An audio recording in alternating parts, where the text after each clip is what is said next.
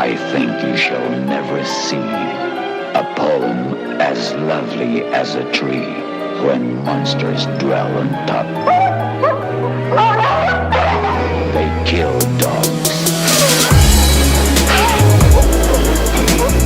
They take away babies. Huwag kang maingay. Hindi ba sinabi mo?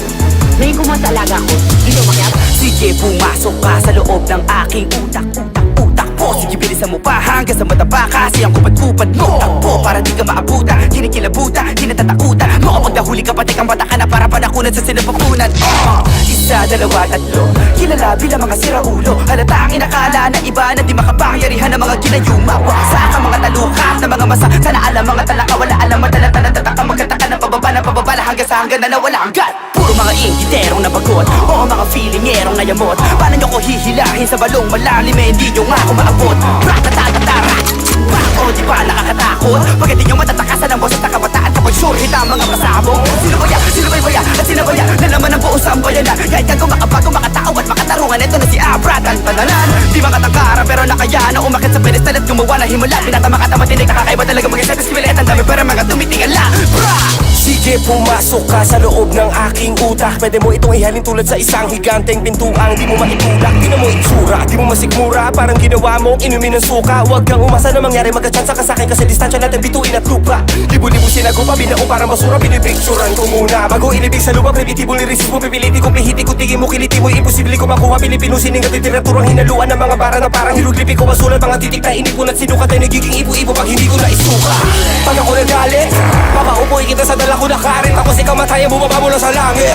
Alam mo ba kung bakit? Para sindihan ka ng buhay hanggang sa balaptos ang balat at bakal bumanganit. Pag parang kambing na yung amoy, papatayin ko yung apoy, pala ko lang gamit. Sige, pumasok ka ba sa loob ng aking utak? Hinulma ng usok, kuya Kiko at ni Tupac. Susubok at bungo natin at sukatin sa talampakan. Lupang makita nila lapas pwede ang taas. Maaari makapasok, kasukal na pagpitukin ng sarado. Sigurado di na pwede lumabas.